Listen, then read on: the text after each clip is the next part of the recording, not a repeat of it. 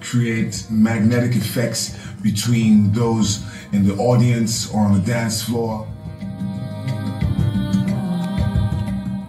I always say that hopefully a man and a woman will meet and then make babies because I was playing music that day.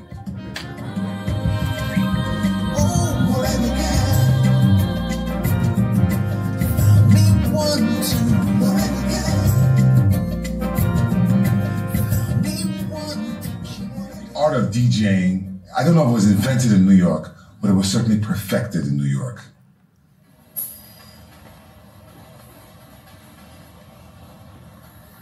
I've been in New York long enough to have witnessed some of these amazing DJs.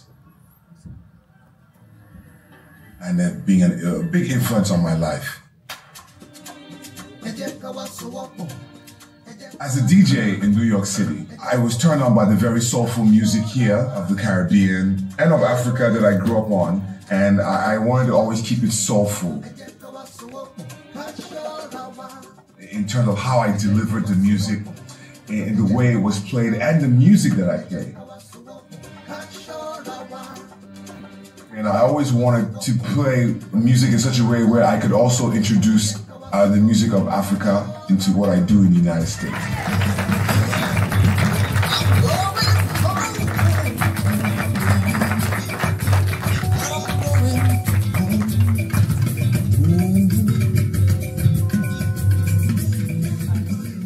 In honor of the life of Funmi, so if we could all please just for a brief moment, reflect in silence.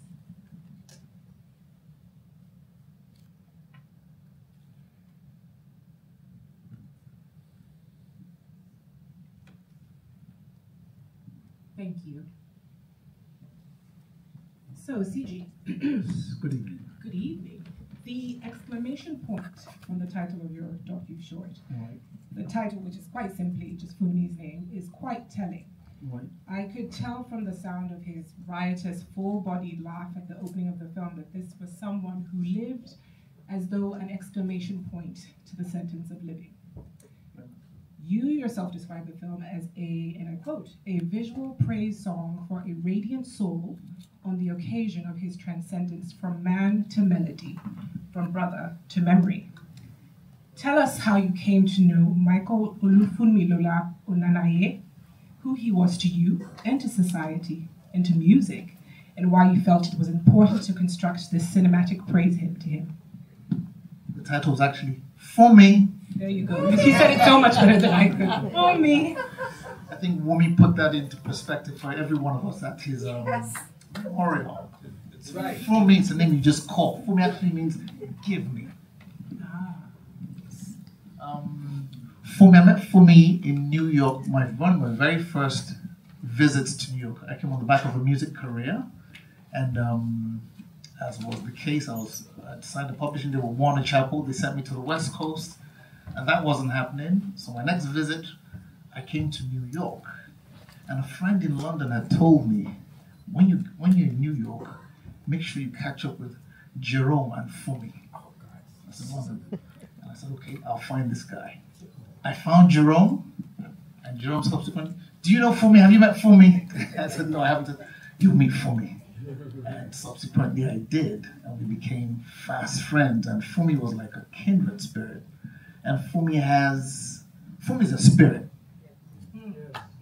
Funmi was, people can testify to that. Funmi was a being.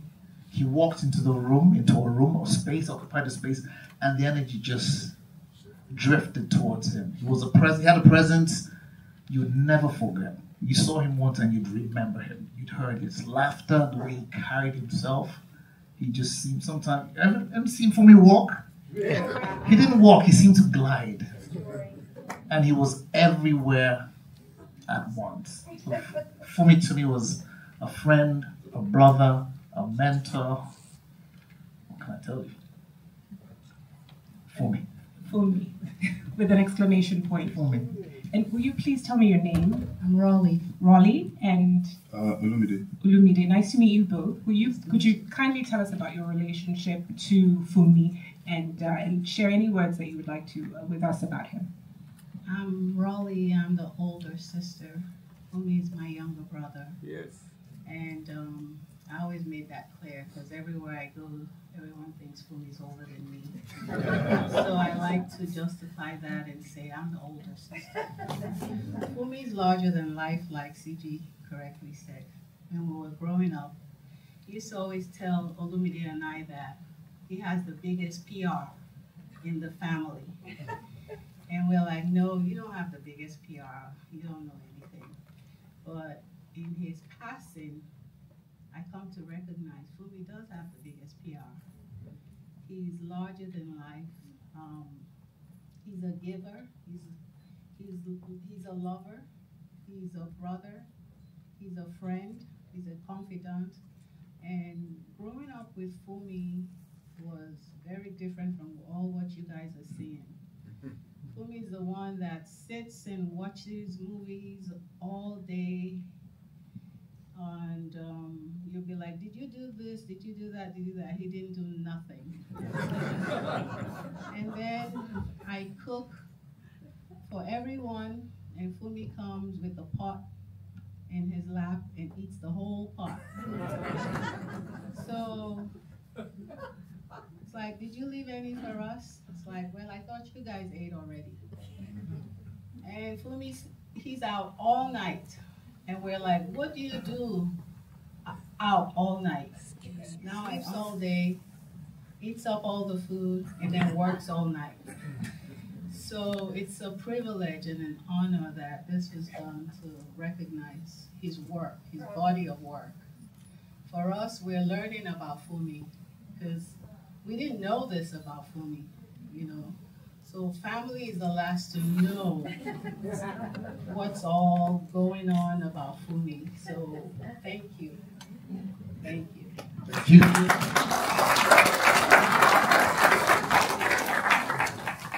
I'm Olumide, so I'm the younger brother, so I'm the last born. So I'm the baby of the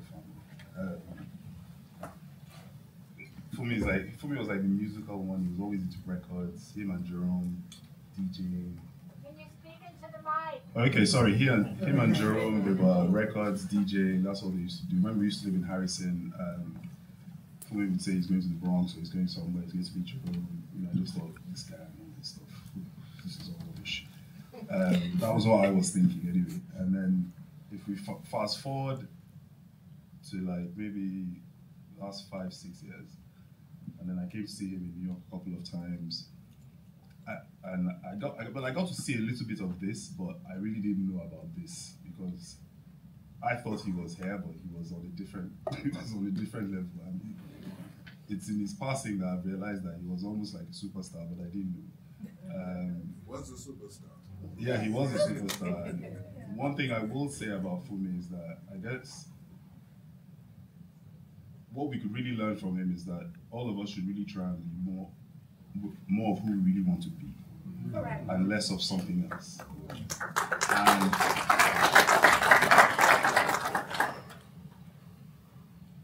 we should really try and gauge our wealth in terms of the love that people have for us, because honestly, Funmi is a super wealthy person. Yes. And I only realized some of this. I mean, I knew some of this before, but it really took shape when he passed. And you could see, even when he was ill, to be honest, not really when he passed, you could see, I guess, how much he loved people and how much that was reciprocated back at him. And it was really something impressive to witness. And although he's passed, he won't be forgotten. And he's been like a true older brother in the sense that he's set a path that people should try and move towards. So he was really not an older brother to me, but he was an older brother to many people. But I didn't know that. And he's lived a blessed life. I mean, I would say it was too short because there are certain things that I know he wanted to do.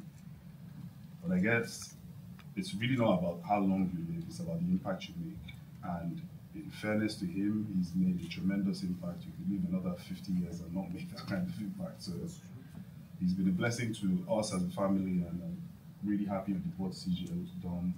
My parents they'll be very happy to see this. You know, I mean, just his laugh tells you the kind of person he was. Because I was watching this and thinking, if I didn't know him and he wasn't my brother, I would like this guy. That's wonderful. I love what you said about Funmi sort of teaching us in his way of living about living our most authentic lives and our most authentic selves. Elders Corner was a musical journey through Nigeria's history. So I went around the country seeking out the old legendary iconic musicians and used their life stories and the music to talk about key moments in Nigeria's history. So what I'd done is, alongside that, was I'd interviewed musicologists, people who grew up in Nigeria, people who knew about the musicians and the artists. And Funmi was one of those people whom I interviewed back in 2012. When we started to edit that film, it became apparent that I had to let the elders speak for themselves. They didn't need any musicologists to talk about them. So all the other contributors, all that footage just became buried. And I completely forgot about it. During the pandemic in 2020, everyone was on lockdown, and I'd reach out to Funmi every now and again. Funmi, okay? Because I knew Funmi could not be confined. And meanwhile, the whole city was shut down. So I said to Funmi, you know what? It would be a great idea if I could just follow you for a day with the camera. Let's revisit some of your old haunts, and you can talk about what used to happen here, there, and everywhere. We'll relive some of those moments.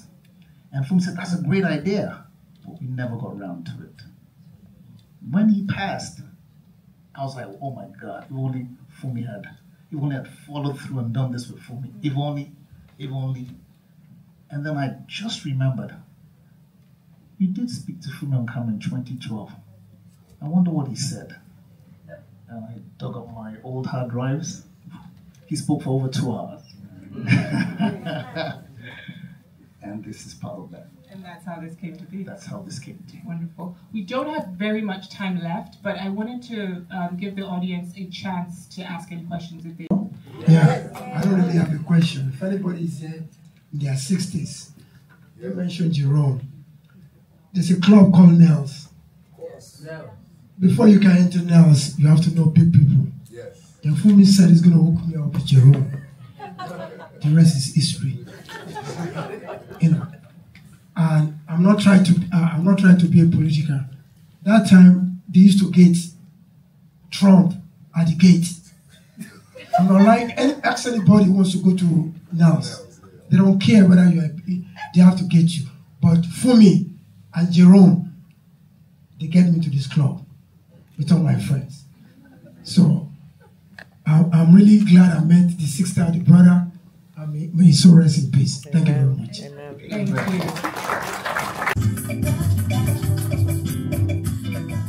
I miss the sisters, the colors, the outfits. You know, Nigerians are very colorful. The walk, you know, the day-to-day shakara of the average Nigerian. The linguistics, the funny stuff said, the stuff that keeps you alive with laughter.